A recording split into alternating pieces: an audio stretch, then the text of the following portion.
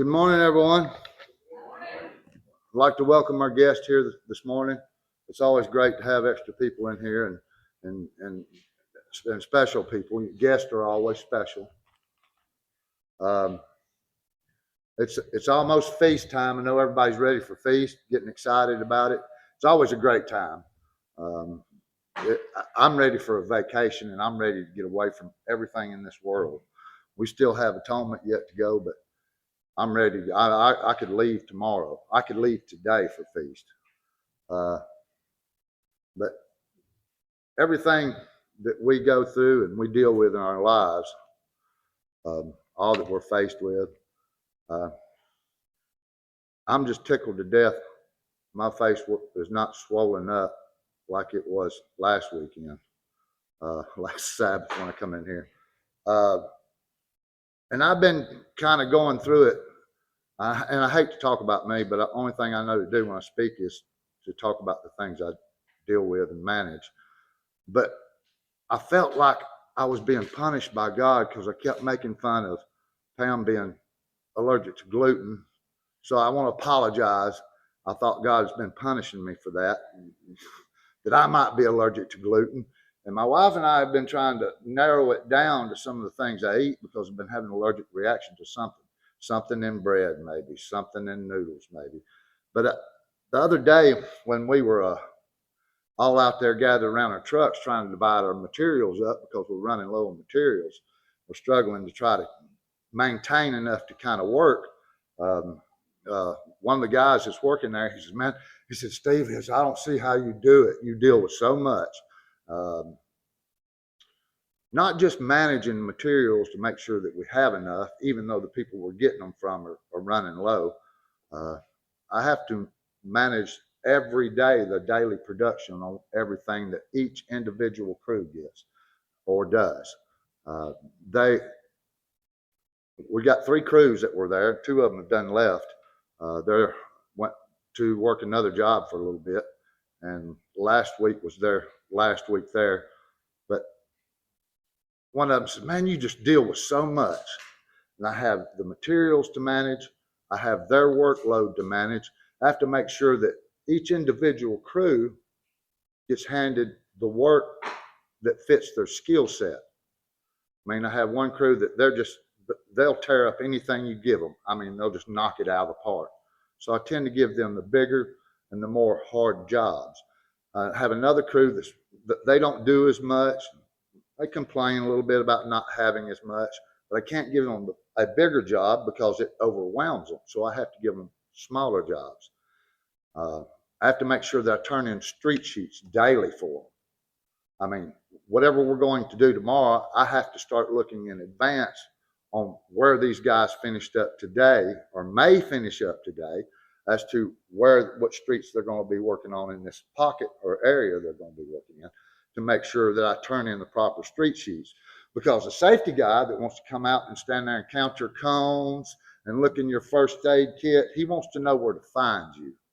So in case they won't run around here, make sure you've got your signs set out, you've got your harnesses on, that you're following all safety protocol, because this job is not like one we work in some of the more rural areas where we can get away with maybe not setting the cone out or maybe not setting the sign up. This is in some populated areas. Safety is of the highest protocol. Now, I firmly believe that myself.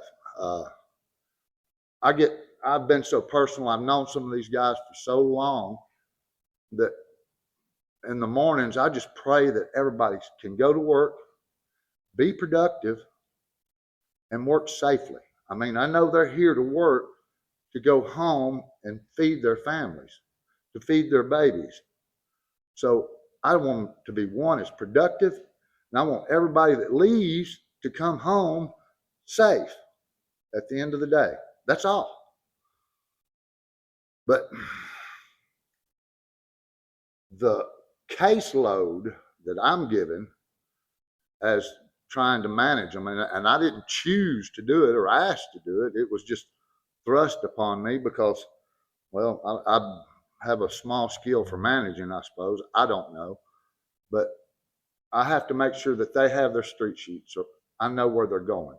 I have to make sure that they are outfitted properly, not only with tools, but also the maps that tell them where they're going and what they have to do when they're there. I get phone calls sometimes with things not being like they show on the maps. We have to dance around all of that. And in the bottom line process of that, I still have to go out and get some production in for me and my crew so that I can get a paycheck. And a lot of times it eats up most of my day just running around handing stuff out. At the end of the week, I've got to put together our payroll.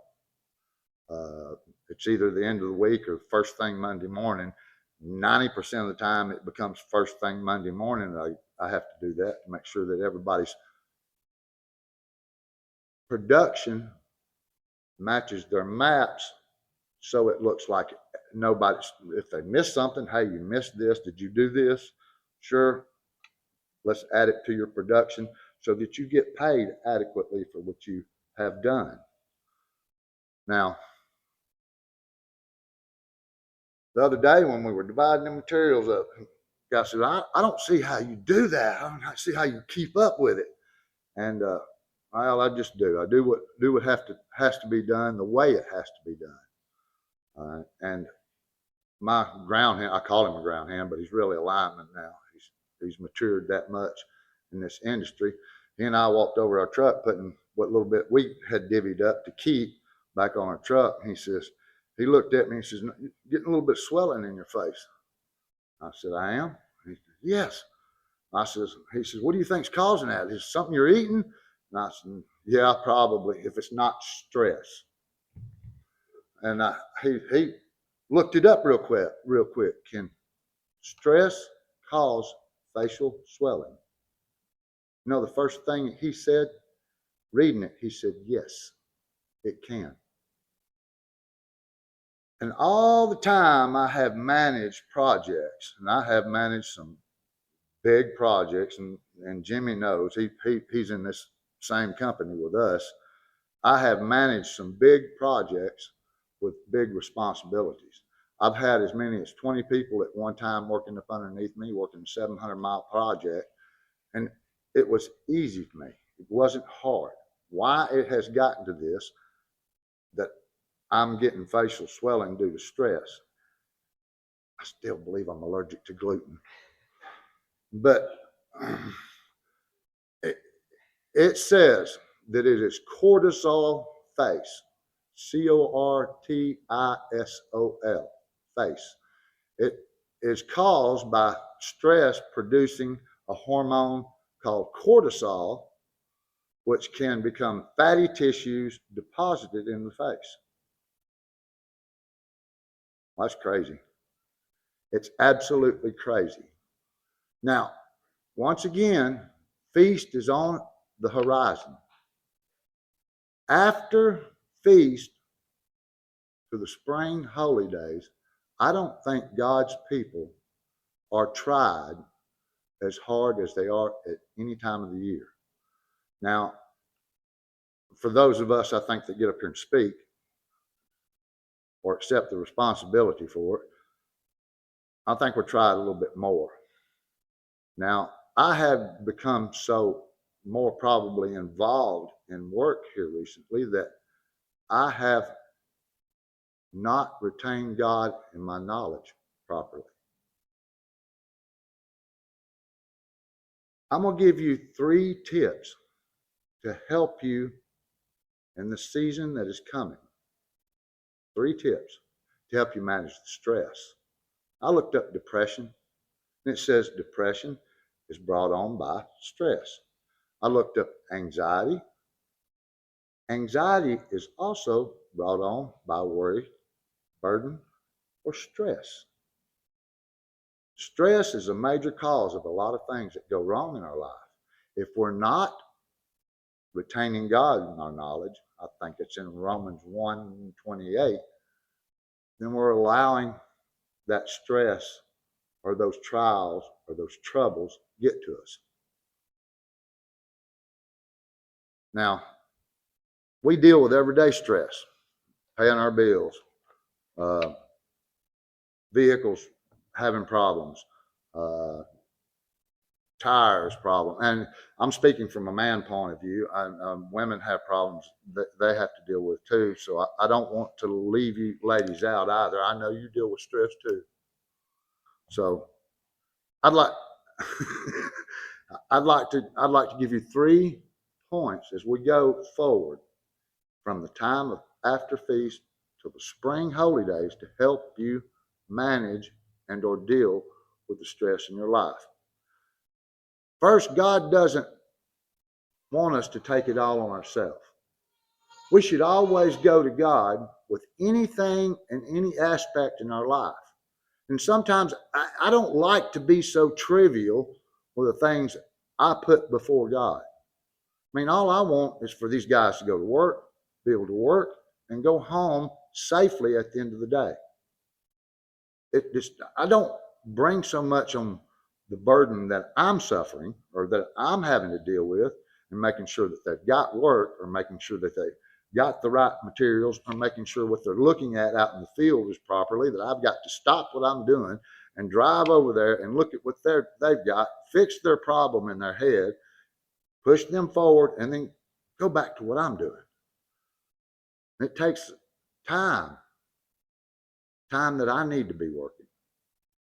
But I'm not putting that burden or that before God.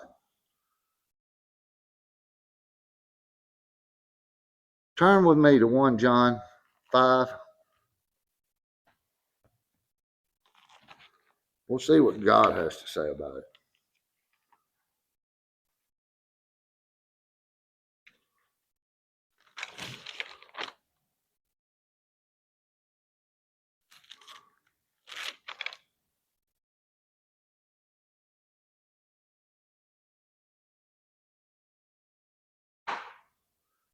Number 1, take your problems to God. In 1 John chapter 5, verse 15, it says, "And if we know that he hears us, whatsoever we ask, we know that we have the petitions we desire."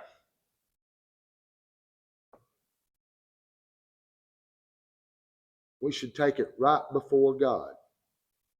We should tell him, I have this burden. I'm struggling to get materials and I don't know where they're at. The people that we get them from are running low, but we need more. If there's a truck delayed, Father, could you get that truck moving a little bit faster to get it to the warehouse that we get it from? And if we petition him, if you'll turn back to chapter 3 in 1 John, and whatsoever we ask, in verse 22, we receive of him because we keep his commandments and do those things that are pleasing in his sight. So we put that care and that concern that we have, that we're faced with, before God. I mean, I've got invoicing to do. I've got payroll to do. I need to have the time to do that, as well as be able to have the time to work also, Father. Can you help me find and manage this time properly in my life? That's a simple prayer I could be doing to help take the burden off my shoulders so I'm not stressing. So I'm not, what is the clinical term again? Producing a extra cortisol hormone, I think is what the scientific version of it is. Being allergic to gluten. I apologize. I do. The second thing we should do, and when we're faced with this, and you will, from feast to Passover, we are faced with a lot of trials and a lot of tribulations and a lot of troubles. But the number one thing you should do is rejoice. Or number 2, excuse me, that's number 2. Number 2 is rejoice. Rejoice in your trials. Rejoice in your suffering. God does not try you. In Job 1, God asked Satan, have you seen my servant Job? And I will allow you to try him, but he will not curse me. God doesn't try man. He allows Satan to do so. And when we are tried, we should rejoice in those trials. Let's look at 1 Peter chapter 1.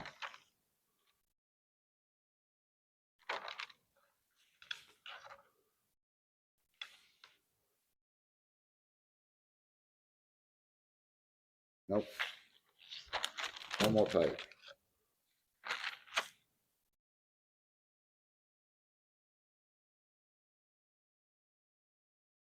Verses 6 and 7. Wherein you greatly rejoice, though now for a season or time, if need be, you are in the heaviness through manifold temptations, that the trial of your faith, being much more precious than gold that perishes, though it be tried with fire, might be found unto the praise and honor and glory at the appearing of Jesus Christ. Your trials are more precious than gold.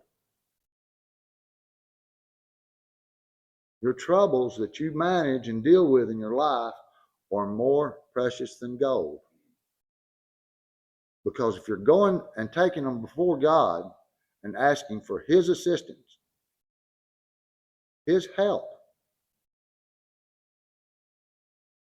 then you're putting gold and everything before God. And that trial and that trouble that you're faced with and dealing with is more precious than gold. You're asking for God's guidance. You're asking for your Father and your Creator's help in overcoming the things you're faced with in life. He wants to hear from us. He wants to know that He is more important than anything else that you're dealing with. That I'm retaining God and my knowledge. The third thing we can do is humble ourselves. Find the humility that we need in fear and awe of God to realize that we are being tried, troubled, tested, that we can work to overcome what we're faced with. We're putting it all before God. We're rejoicing in what is happening to us. And sometimes it's hard. It's hard really to rejoice when you've got so many troubles or trials or you're tested with so much. My face is swollen up. I couldn't figure out how to rejoice over it. But now that I know what's really possibly causing it, that I'm not retaining God, my knowledge, then I can rejoice because I know what to do. I know to take it all before God. The third thing is humble yourself. Let's turn to 1 Peter 5.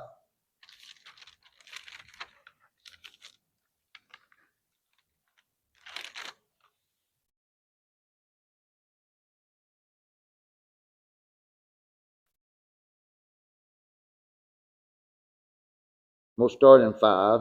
Likewise, you younger, submit yourselves unto the elder. You all, you be subject one to another. Be clothed with humility. For God resists the proud and gives grace to the humble. Humble yourselves, therefore, under the mighty hand of God, that He may exalt you in due time, casting all your care upon Him, for He cares for you. Now that just took us right back to point 1. Be humble before God, knowing that He's going to take care of it. And go right back to point one. Take your problems and your cares to God, because that's what He's asking for. Take what you care about before Him. This is overwhelming. He never gives us anything that will overwhelm us or be too much for us. But this trial today that you're faced with, here you're suffering with, and you overcome it by following simply these 3 steps that carry you right back to the first step. The next trial is going to be a little greater, and it will strengthen you. It's like these bodybuilders that work out for the strength and to build muscle. It starts a little bit at a time until it becomes, from 100 push-ups to 1,000 push-ups, building strength. And this builds our strength, and this builds our endurance.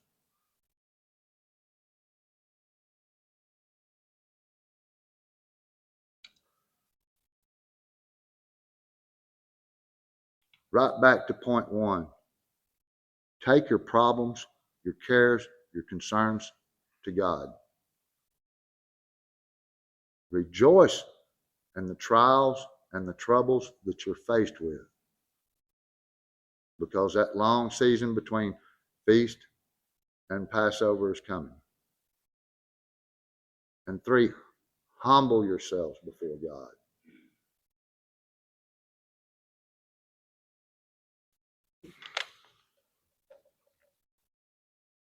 Turn over to Isaiah 12.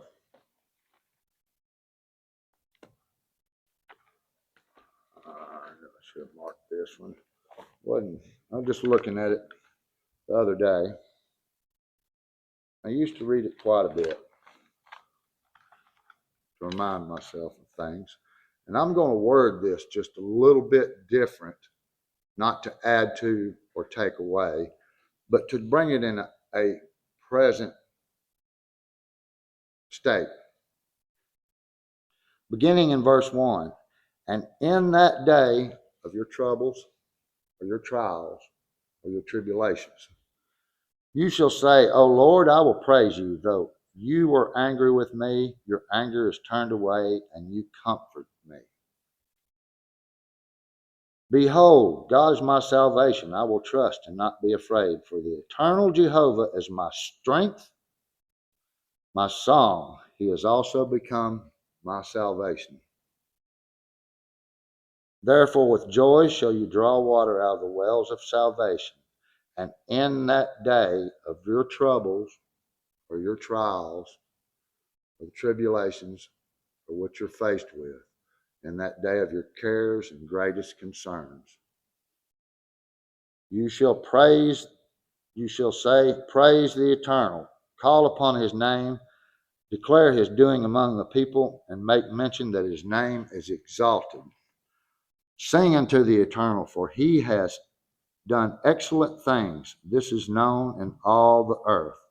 Cry out loud and shout, you inhabitants of Zion, for great is the Holy One of Israel in the midst of your trials, your troubles, your tribulations, your cares, and your concerns.